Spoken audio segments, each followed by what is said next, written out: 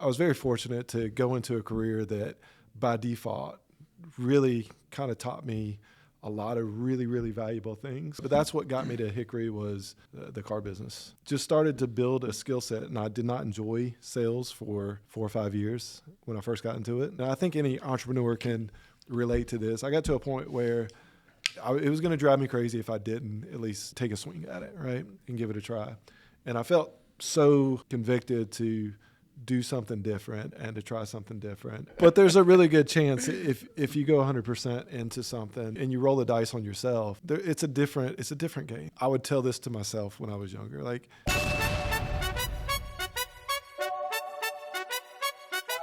What's up, guys? Lift and Love. Lift and Love here. Where did you pull this question from?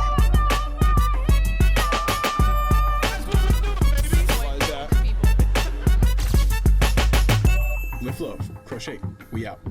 What's up, guys, and welcome back to the Lifting Love podcast. You are awesome. And today's episode is brought to you by J. Brown Realtors. Home, we know the way. That's actually got a nice ring to it. Yeah. And what better person to interview here than the man himself, the man, the myth, the legend, the local Hickory celebrity.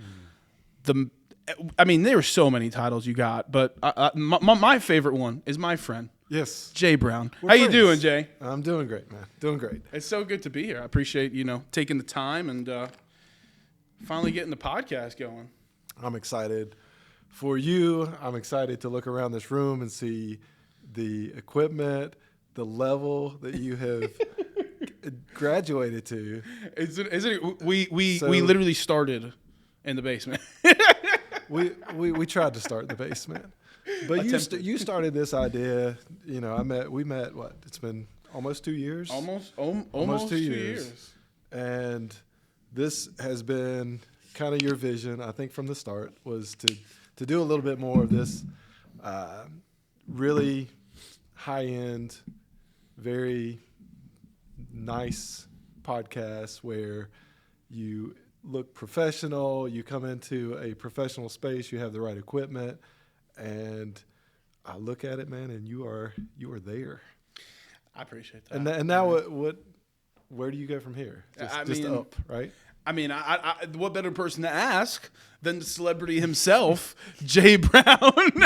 I'm gonna hammer home that point all day because I appreciate that. Because to me, and I feel like to a lot of people, I appreciate the kind words, and I really do. I have a lot of high hopes for this podcast, but for you, because I'm very good at turning it around and not focusing on me. I know. But for you, it's like there are a lot of people who view you as like a local celebrity, and you might not have even ever sold them a home. You might not have done business with them, but people are so connected to you. Why do you think that is?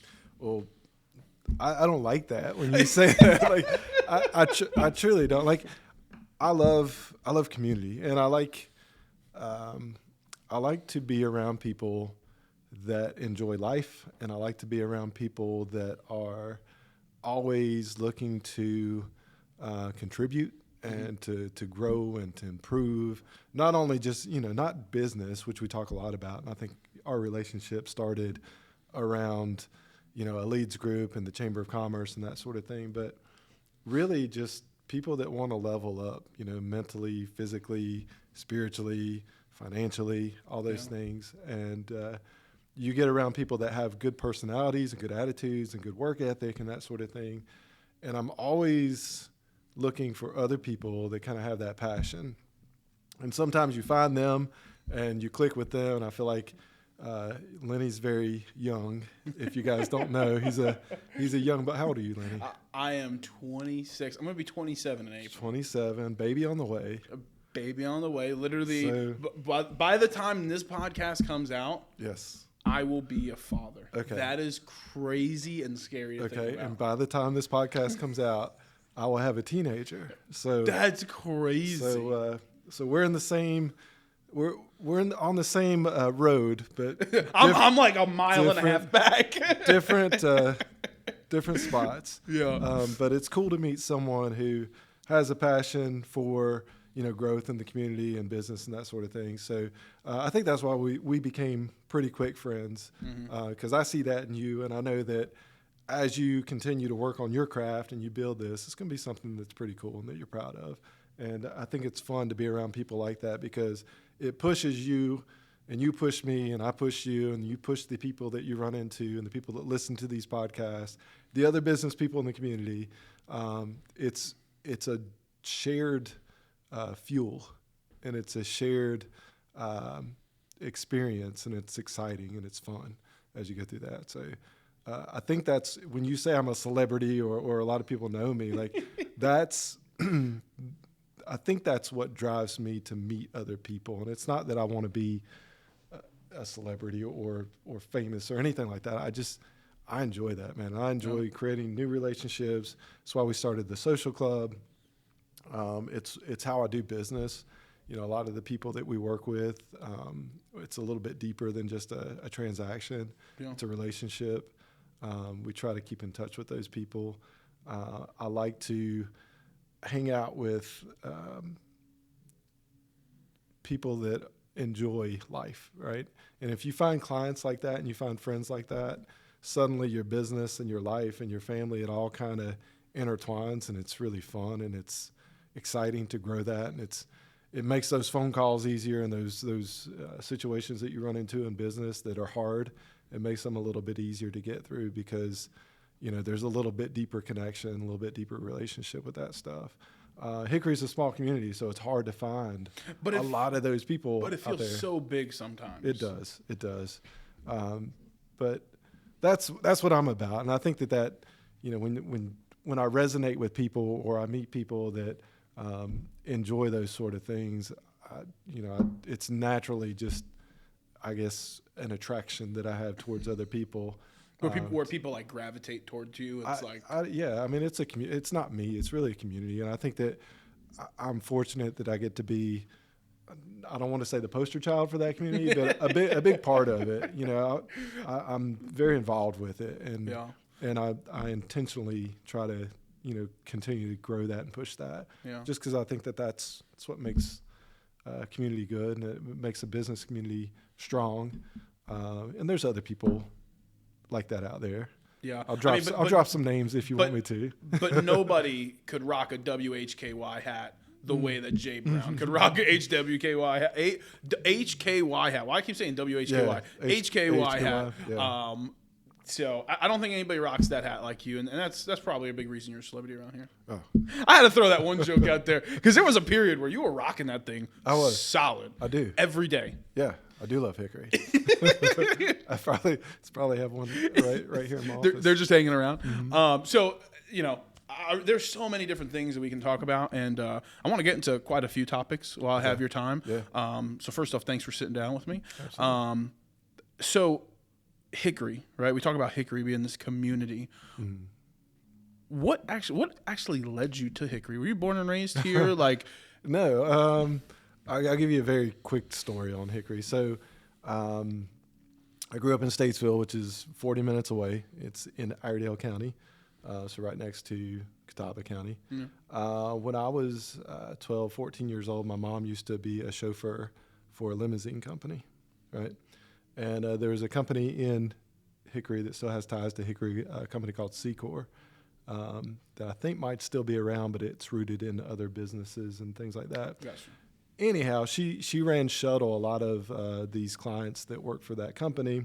She shuttled them from the airport in Charlotte up to Hickory, and she was the go-between between the airport and that company. So she would always come home, talk about how nice the people in Hickory were and how cool a community it was and that sort of thing. So, of course, that goes into the back of my mind. But as I get older, I got into the car business. And Statesville has some car dealerships, and I really fell in love with luxury cars, just selling them. I never owned many of them or any of them. But I actually moved to Hickory to work for Hendrick BMW Mercedes as a salesperson. Just because I didn't like traffic and I didn't want to go to Charlotte. So I figured I didn't go to college, so I got out of high school, started in sales immediately after. I had some family in the car business, and kind of by default made a career out of sales in that industry. Got into power sports a little bit, but that's what got me to Hickory was the car business. Yeah. It was Hendrick, BMW, Mercedes, right there off of Lenore Ryan. That's no longer there. Wow. So, and I got to meet Ric Flair. Woo!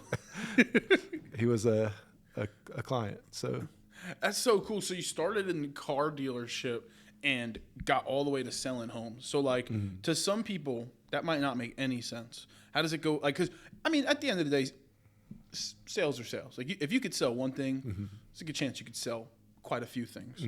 So how did that roadmap? Like what was that journey like for you? How'd you get from cars, luxury cars, to selling homes? By default, like I got out of high school, I was big into sports. I loved to have fun. Had a lot of friends, played music. I was in bands and things like that. Did not have any clue what I wanted to be when I grew up. And several of my friends went to college. Several of them went into the military. I was a less fortunate kid who didn't have parents that wanted me or had the funds to send me to college.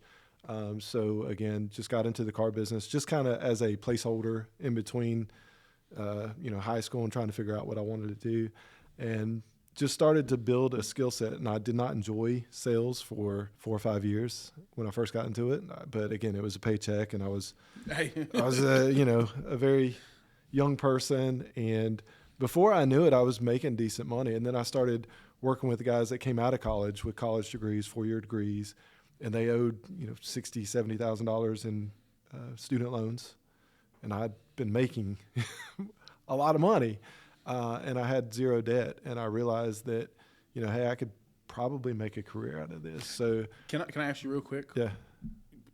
It's past the state of whatever. Yeah. What's the most amount of money you ever made as a car salesman in 1 year? It's a tough question. I mean, I was making probably between. And then this is, it's 2 decades ago almost. So somewhere between 50 and 70. Oh, yeah, that's easily like close to 150 now. It was, as a young person, it was good. Now, again, the car business, thing about the car business, and anyone in that business knows, especially if you're in sales, it's a very tough business to remain consistent with, as well as real estate. But it was one of those businesses where if you really needed to make it work and you needed the funds, you could go in there and, you kind of got paid the amount of effort you put into that career. And I enjoyed that because, the top was not limited. You didn't have a limit on the top end of what you could make as far as commission goes. Yeah. And since then, I've never had a job where I worked for an hourly rate or a salary or anything like that. So it created this comfort level in being in that industry as far as sales go, to really kind of learn it and grow into it and get really comfortable with it. And it's a hard thing when you're in sales and it's commission. It's hard to get to a place where it's really consistent and it's comfortable for a lot of people, especially if like you're the main breadwinner for a family. Entrepreneurship's very similar, but it definitely taught me a lot of lessons, and it taught me a lot of patience, and it taught me a lot of the ability to take ownership of things, and that's a lot of things that I did not have growing up. So they weren't natural for me, and they were big lessons. And I was very fortunate to go into a career that by default really kind of taught me a lot of really, really valuable things before I even knew that they were valuable. So. And then what was that jump into real estate? So real estate happened. I stayed in the car business up through a point where I don't know if anybody in Hickory remembers Extreme Motorcycles, but I got into power sports. Extreme Motorcycles sold high end. This is back when Orange County Choppers and West Coast Choppers and all that stuff was going on. Yeah. All these TV shows. Yeah. So we sold custom, Harley type motorcycles that were really expensive, really high end stuff. And it transitioned me from the car business into motorcycles. I stayed in power sports, got into sales management. I worked at a Yamaha dealership up on 321 for a few years. I was a sales manager at that store. And then 08 happened. And when 08 happened, banks quit lending on anything that was frivolous, like boats and ATVs and motorcycles. And the primary people that buy power sports are very tend to lean towards the young age with not as good credit and not as established. So '08 really killed the power sports industry. It went way backwards. So I had to transition from power sports back into cars at the time. And at the time, we were starting a family. I'd gotten married and that sort of thing. So I really needed something that was very consistent. So I went back into sales. I worked for Hendrick Honda for a couple of years. And during that span, when we were pregnant with my daughter, who's now almost 13, I decided that I wanted to give real estate a try for the ability to kind of navigate my own schedule. In the car business, you stay there for a very long time. So was it like something that you've had conversations with people about? Did you like meet someone? Did you like research it? Like, or was it just like you had like this fixation on retail? I mean, real estate. I think I was limited to not having a college degree, but having the skill set to know that I could manage high-end clients in high-end transactions. And I had some confidence around that. And I knew in '08, in the car business, being in sales for a very long time, it's kind of like the stock market. When people are selling, you want to buy, and when people are buying, you want to sell. So as people transitioned out of real estate in 2008 through 2012, and I heard, you get wind of a lot of real estate agents are like hanging it up, and they're coming out of this sales position because they can't make money.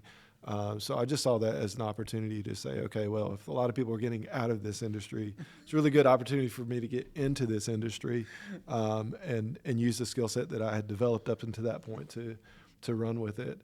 And I think everybody I talked to I talked about it for 2 years.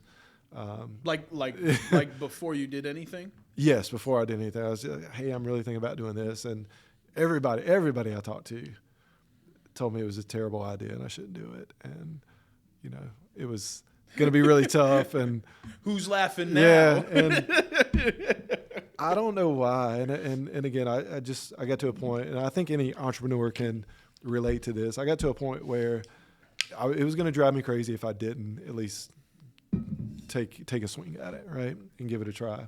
And I felt so convicted to do something different and to try something different. And, it worked out. I think when you go 100% into anything, it doesn't, if you have a skill set at it. Now, again, this may be bad advice, but don't listen to this. Jay Brown said, I need to leave my job. But there's a really good chance if you go 100% into something that you're really, really somewhat really passionate about, and you roll the dice on yourself, it's a different game. I mean, it's so different. There's like this freedom that comes with I think there's a freedom that comes with believing in yourself. Yeah. I think that's something that's kind of lost nowadays, where it's like for me, I can only speak from my experience personally. I don't need anybody's approval. I don't care if somebody. I don't care if I walk into a room and everybody loves me. I'm that guy too. Everybody hates me. It's just the truth. I don't care for the drama. I don't care for this person doesn't like you, because I could care less. Because for me, it's like, I'm going to do this the rest of my life, regardless if John, Jimmy, Jacob, or Erica like me for who I am. Write that down. It's such a good point to get to. And I think that's what it takes is to, and I would tell this to myself when I was younger, like, find something that that really just kind of lights you up. And if you can buy into that on your own level and you can see it working out, like through your mind's eye, right? That's what you need to go for. Yeah. And to have other people poo-poo on that dream, or to tell you it's not going to happen, or to give you all the reasons why you can't do it or you shouldn't do it, or it's really important to, roll the dice and take the risk on especially when you're young, because I think you have such a longer chance to, if you've got to pull the ripcord and go get a retail job, or do something different that just gets you by. You're always going to feel better to take that risk and fail, even if you fail, than to not have taken it. And that's a big lesson. Yeah, I mean, for even for me, like my family was. I mean, my dad specifically in the beginning was very much like, "Why are you doing this? It's not going to make money." I got pushback from just about all my family members, where it was like, "Why are you doing this?" Because I love it. Oh, Right. but it doesn't make a lot of money. I mean, I personally never got in this for the money. Like, and I think that's when you get the most free. When it's like obviously, everybody would love to be able to take care of their bills and not have to worry about anything. But honestly, 90% of people probably have to deal with that at some level where it's like there's always a sense of worry. It's like I don't care if I make $1 million or I make $0. I love what I do. And that's the fun part. And I think a lot of people are scared to take that risk because sometimes the payout isn't that next day, that next week, that next month, that next year. Scary, right? I mean, it's so scary. It's scary. Like, I think the other part is you do have to take a little bit of a calculated risk in it. Yeah. When I looked at it, I looked at what I made, the past, before I got into real estate. I said, here's the bare minimum of where I can get by and what it's going to take to make this work for my family at the time. And, it was scary. And then you do the math and you kind of back into it. And you say, okay, well, here's all the things that have to happen in order for that to happen. And you kind of cast this net out there, this safety net, to say, okay, if we reach this point, then it's time to pull the parachute and bail out of this. And, that was put out on the table before I made that jump into, going out and being a, 100% commission real estate agent that had never sold a home before. And I went into it straight full time. There wasn't this part-time, agent kind of situation. How scary was that? Like when you so let me ask you, like when you got into this, speaking about how scary it is to just jump into the deep end, would you have ever expected when you first got in that you guys would be closing in almost 1,000 homes sold? Like, did you think this is where it would be when you first got in, or did you think like this was like 10 years, 15, 20 years away? I don't think I was thinking that big. And not that this is, what we've done. I feel like it's good. Yeah. There's always that very, very high end of, the shooting for the moon and making that work. But no, I mean, I think it was just about survival for the first 5 years, and again, I was in my late 20s when I got into it, and or actually early 30s at that point. So I had enough life experience to know here's worst case scenario, here's best case scenario. And I focused on, where does the bar have to be, and can I do the amount of work that it's going to take to at least get it there? And you have to almost double down on whatever that is to where the results are going to happen, even if it all falls apart. Like, it's like, you have to be able to say, I know what it's going to take, what the amount of work and the hours and the dedication that it's going to take to at least hit where the bottom of the bar would be. But if you do that, a lot of times you're going to exceed whatever that was. And I think at that point in my life, the excess was just, it didn't matter. Like as long as I could hit the bare minimum and make sure that my family was taken care of and I could pay my bills and I could actually make it work and not have to go back into the career that I was in before or do something else, that was a win for me. And that was like the win number one, But when you take that leap of faith, the beautiful thing about it is it makes that next leap of faith that much easier. Yeah. Right. So leap number 2 was, I was at the first firm I was at for 5 years, and leap number 2 was going out on our own and opening our own firm. But it was so much easier, that second leap, because we had made it through the first. Yeah. And, those hiring those people and building the team and trying to make it expand, they're all just little small leaps that you have to dedicate yourself to, and you have to back up.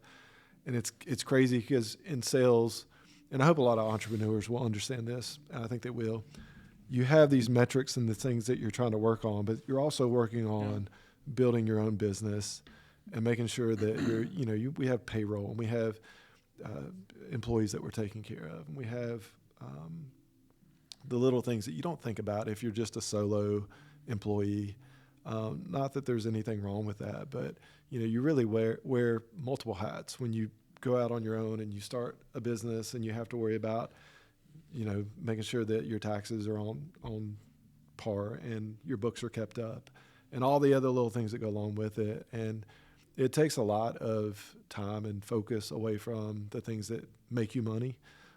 So learning all that, as because I was a really good salesperson, but to be a business person or an employer, those were all skill sets that have been leaps of faith along the way. And one thing I admire about you is that you're kind of always everywhere. I mean, you kind of dialed it back recently because I know you guys have been pretty busy. Yeah. But like when I first met you, it was like you were at just about every networking event you could possibly go to. Yeah. Where did that mindset come in to be like, I just need to like meet everybody possible? Was that like that? Yeah. When you talk about like that second leap of faith, was that like, if this is either going to work or it's not going to work? Where did that mindset come from? Where like you're going out to all these networking events?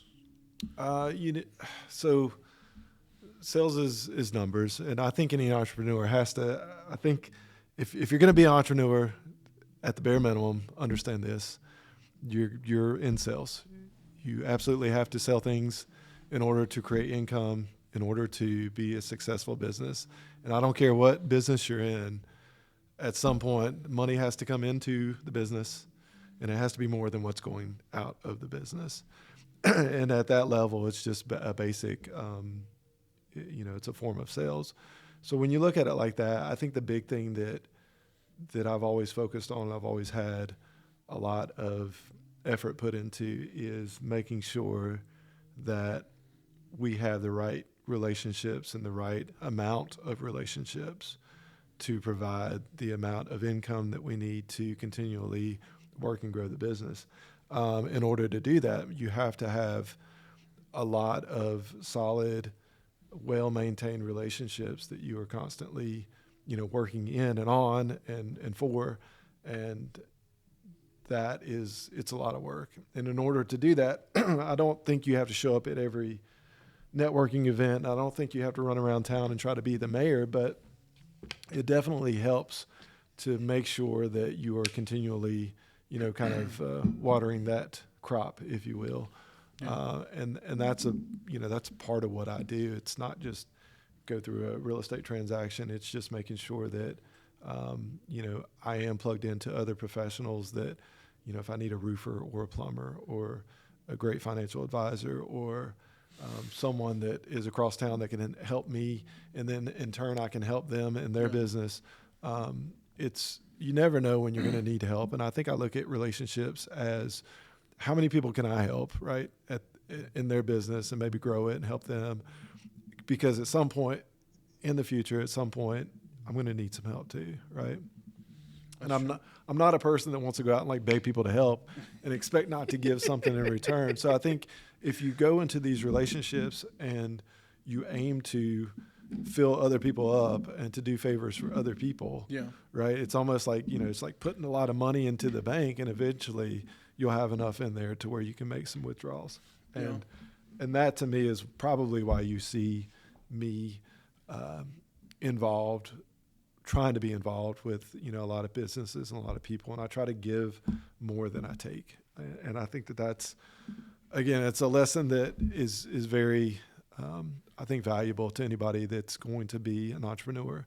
Like, there's so many people that go into business and they're like, why don't people come to my shop? Why don't people buy things from me? Why don't people share my posts? Why don't people go in and do the things that will help me in my business? And what you really have to ask yourself is like, how can I help, 100 different businesses? And if I can do that, then even if half of those ignore me, maybe 20% like me, and maybe 10% will share what I do and who I am and appreciate me and maybe send me some business. That's still better than zero. It's a lot better, right? So, well, I just find it so interesting because especially in like real estate, like not a lot, like just in comparison, like not as many people would like need a real estate agent per se, because I mean, you do it once, most people usually probably only do it once in their life. It's 5 to 7 years is the average. Yeah, which is baffling to me because I spent my first 24 years of my life in one house. Right. But just relative to like, as far as like other services that you might need. Yeah.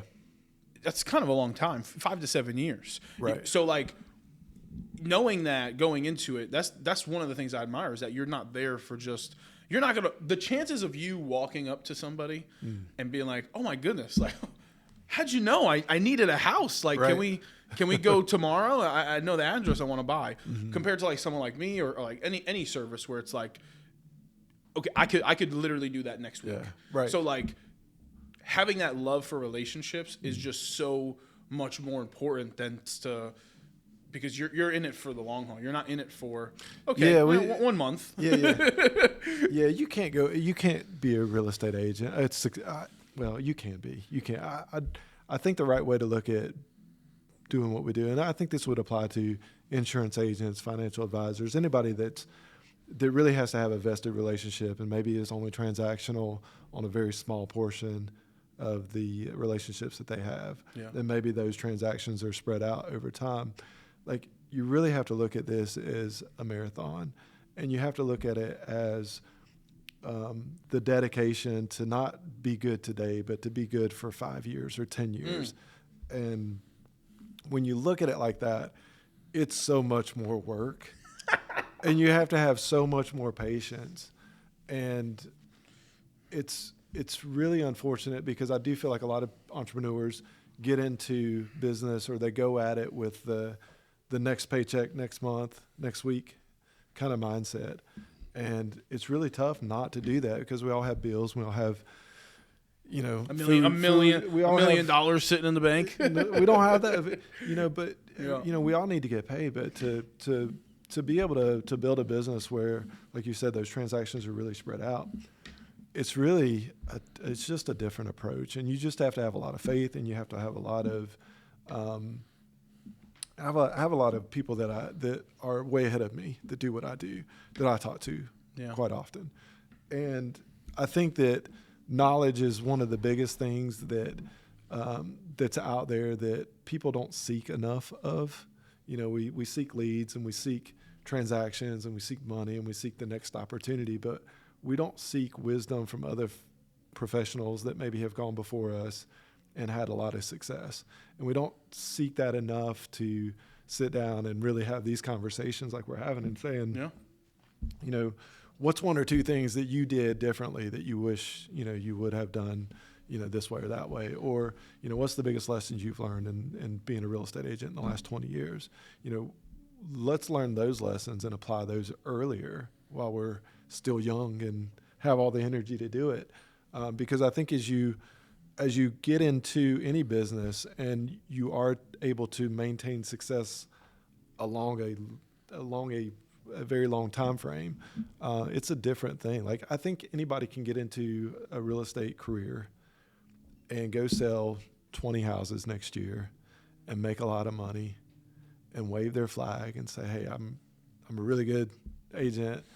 And again, it's not that it's not a lot of work, and it's not that they are not a successful agent, but to be able to maintain that over a decade, that's really where I think it separates. And I think that's entrepreneur. It's not just a real estate agent. I think an entrepreneur that's successful over a 10 or 20 or 30 year time frame, like, that takes a little different approach. And it's definitely at some point much easier. And this is where this is the secret sauce. It's much easier to build relationships on a marathon of a time frame that you're trying to be successful than it is to just go out there and bust your butt every single day. And it's really, really rewarding if you can do both, right? So if you can work really hard, get in a lot of transactions and have a lot of phone calls and meet a lot of people and go on a lot of sales calls and make a lot of things happen, and you're a mover and a shaker, that's great. But if you can build relationships along that as well, then you're going to be really successful. And if you can marry those two up, where you're the hardest worker that in your industry, and it's relational, like there's no way you can fail. And I think that's probably the formula that I think that most super successful entrepreneurs over a long period of time probably share. So actually, I only have a couple more questions because I know you got a bunch of stuff to do. You're a busy man. You got to go home to your family, all this stuff. Yeah. But speaking of family, how has being a father changed like your perspective on life and everything? I know you said your daughter's your oldest, right? Yeah. She's about to be 14, 13? How old? 13. Yeah. 13. Mm-hmm. What did being a parent teach you? It's made me compartmentalize everything I do. I think obviously I think the relationships that I have, especially with my family, coming first, those are super important to me. And I think that when you look at that as an entrepreneur, the beautiful thing about what I do or what I get to do is I get to design kind of my life around what's important to me and what I'm dedicated to and what I'm bought into. And with family being important, a lot of realtors and a lot of entrepreneurs, it's very easy to get caught up in your own success and your business and to think that it's the most important thing and to make it come before everything else that happens in your life.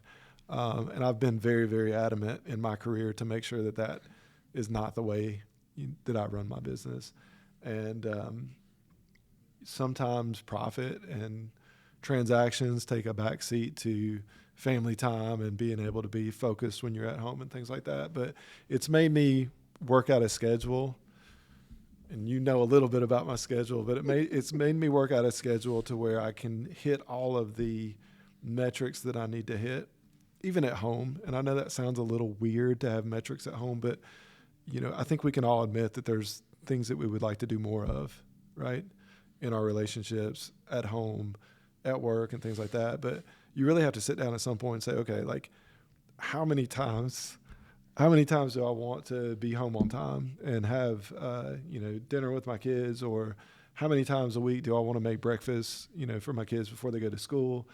You really have to sit down and say, okay, like, what does my schedule look like if I want to hit that, or I want to do more of this, or I want to do less of that, and that sort of thing. So I'm very compartmentalized when it comes to my schedule and just making sure that it's cool to be, to have success in a business, but it's a lot cooler to have success like emotionally and in your family and in your spiritual, walk and that sort of thing. So to compartmentalize each of those and really look at them independently, and then to make sure that the life that you're designing and that you're living hits all the metrics across the board on those things. Like, that's what it's made me do. So to run your own schedule and then to have a family that's as important, if not more important than what I do as in a career. Yeah. It's made me really kind of take my schedule and say, okay, here's my limit on this. Here's my hard line on this. This is a line that I'm not going to cross. And it's made me look at everything like that and just set up my schedule that way. I think one of the things, again, that camera went off. We're going back to this camera. I think that camera died. Anyway, it's just the J camera now. Yeah. And again, that's one of the things that I admire about you is that you do put family first. Because a lot of people, they'll say, my family comes first, my family comes first, my family comes first. And then all of a sudden, like you said, they got a deal. Show me the numbers. Yeah. Show me the numbers. Show me your phone. Like, are you on the phone at 8:00 at night? Yeah. Or talking about business? Are you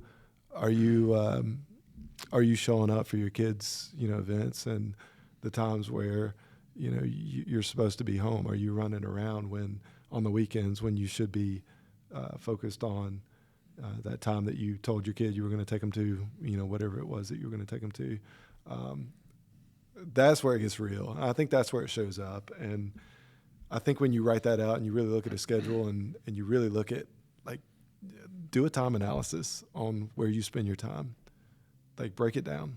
I want to know how many minutes you are at home off of your phone, off of a computer, off of a Netflix, when you're actually spending time, with your family. And I think that when you really start to break down your minutes in your day like that, it's pretty, it's pretty humbling, because we all tell ourselves a story I don't got enough time. I don't got enough this. It's probably not true. If you could get off social media, not swipe for an hour, that's an extra hour a day per week. That's 7 hours a week. That's 28 hours a month. There's a lot there that is, and again, I'm preaching to the choir because I've had to learn these lessons the hard way, but it's really true. I think you have to really, I think when you talk about being successful, I know this podcast is about entrepreneurship, but I think you have to be successful first of all in your own mind, not like in business, but like,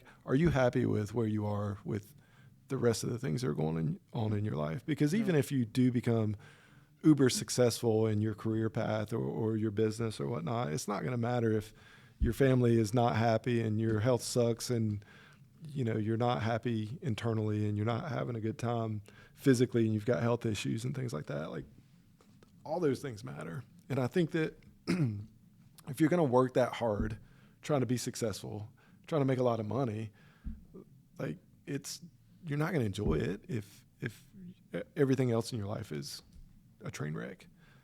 That's such a good point. I almost went back to my camera even though it's dead. That's such a good point. And I really only have a couple more questions because I know we've been going a little long because the camera died. You're good. You answered. I had 3 questions, but you answered one of them earlier. So my last 2 questions for you: what is the proudest moment of your life, disregarding family? Because obviously, getting married and having your kids, obviously those are going to trump anything that you've done business-wise. Okay. But business or even other life events that weren't, marriage and kids being born, what's the proudest moment of your life? That's hard, man. If you take family out of that, like in relationships, I don't think any of the rest of it really matters. I mean, honestly, like, I think if you go into entrepreneurship, what we do, I don't know, man. I think that every little win to me is a big win. I think at this point in my life, the ability to have a new standard or to have a new goal or to have a new perspective, I think every time you kind of step up another rung on the ladder, and I don't mean this like in a, hey, I've got X amount of dollars or I'm able to run further or I'm able to do this or that. Like, all that stuff's important. But I think as we progress and we get wiser and older and things like that, I think that every day you're able to grow a little bit. I don't know. I think I look back at like when I was a kid, when I was 12 years old, and look and if I could look into the future and see, who I've become since I'm a totally different person than I was when I was 14 and 16. But at the same time, you're the same person. Yeah. But I wish I could go back and just say, hey, this is how this all turns out, and it's probably better than maybe I expected, or maybe I felt like I was even worthy of.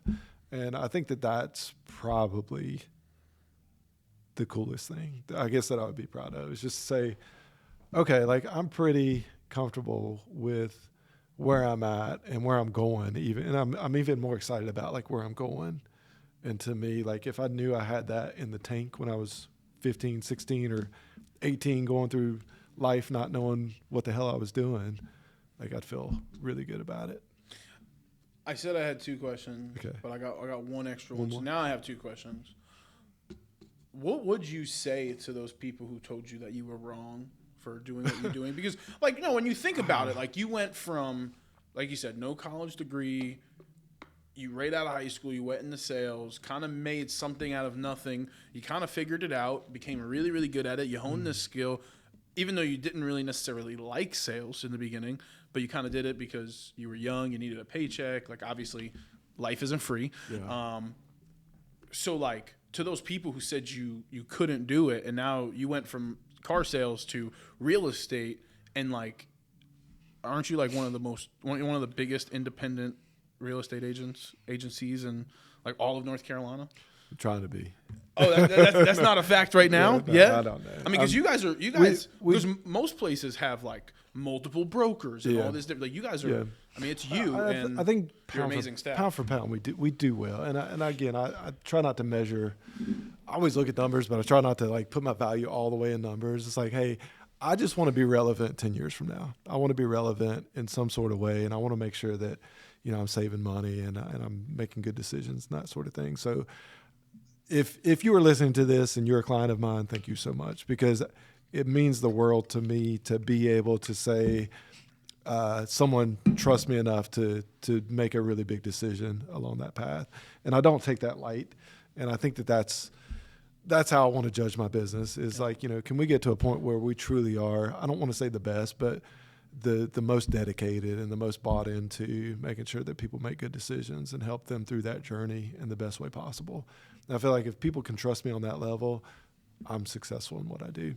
But to answer your question, I don't know, man. I think if I look back now at the naysayers or the people that, you know, said it couldn't be, I almost feel sorry. And I don't mean that like in a negative, derogatory way. Like, I wish people knew how much potential is in a human. Like, each individual person has this unlimited ability to totally level up to a place where you never thought was possible. And I believe this across the board. I don't think people are special. I think we're each gifted with certain things that we are capable to do. And I don't think that, unfortunately, many people experience the level that they could get to if they could apply some knowledge and some wisdom to their life, and they could continually work to grow that. And I think that's a spiritual thing, and I think it's also an emotional thing, and I think it's just hard for people. And unfortunately, like, life is hard, and there's all these instances where it just comes at you and it doesn't stop, and it keeps coming. And I feel like I'm fortunate that I had a rough enough upbringing to where I had grown used to a little bit of turbulence, and I was able to work through it. But I think what I would tell people in that situation, tell myself, is, you know, keep moving forward. And there's going to be days where you make no traction and you make no movement forward. But then there's going to be those days where you make big steps and big leaps and big bounds. And if you continue down that path, it's like hitting traffic in a big city. Like, if you just stay on the highway long enough, like, you're going to get where you're going. But you have to stay on the highway. Like, you can't jump off the exit every time, you know, it gets backed up a little bit. And that's kind of the way I look at life now. It's like, you're going to have good days and bad days and good years and bad years. But I think if you know where you're going, which is important, I think everybody needs to find that. Like, you need to figure out, like, where you're going. Then you just work on getting there. And I think if that vision, like, as you get closer to it, it's like the vision gets bigger and bigger and bigger. Yeah. And it's a beautiful thing, but it's something that a lot of people just won't ever get to experience, unfortunately. Yeah. I mean, you honestly kind of took the last question out of my mouth of what I was going to say.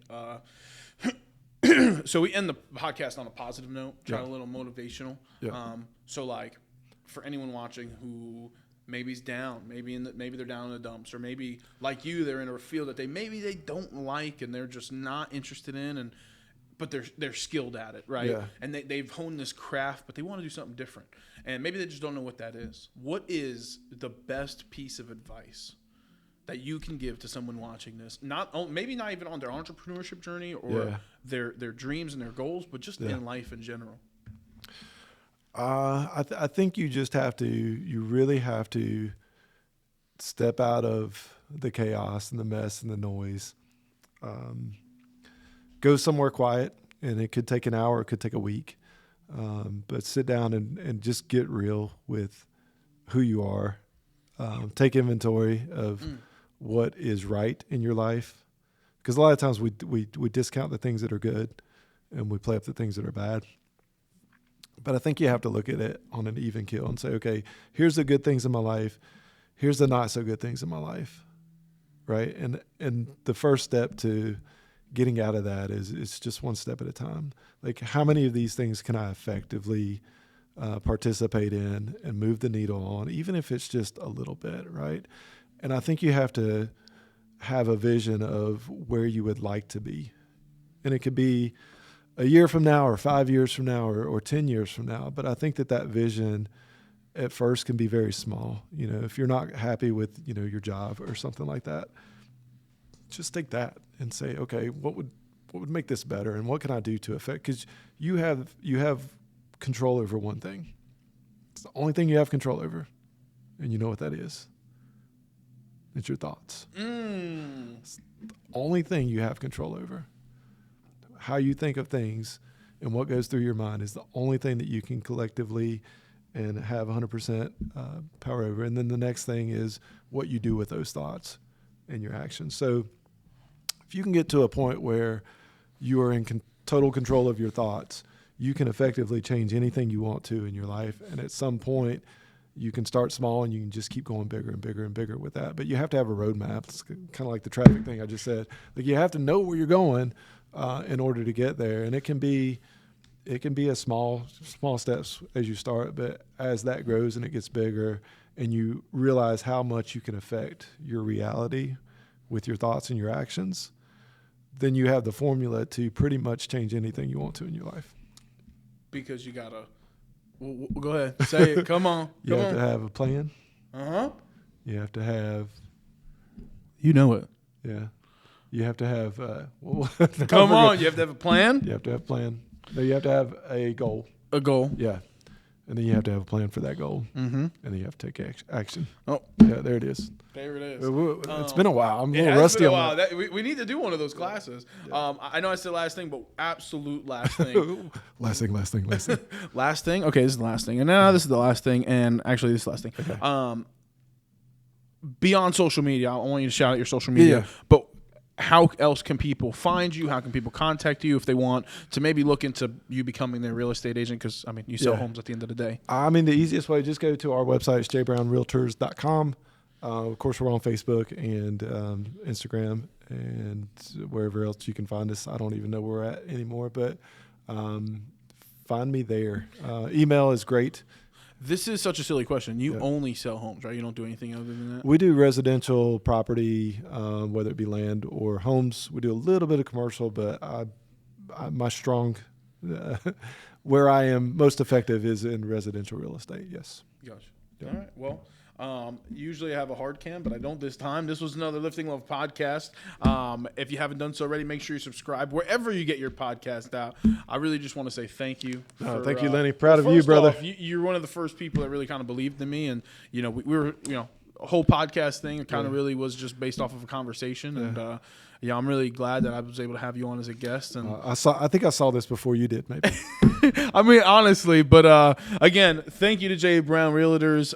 Make sure go follow him if you haven't. If you want to buy a home, there's only one person I know you should go buy the house from, or have him help you buy the house, however that works. But until next time, there's only one thing left to do. Subscribe if you haven't. Lift love, crush hate. We out.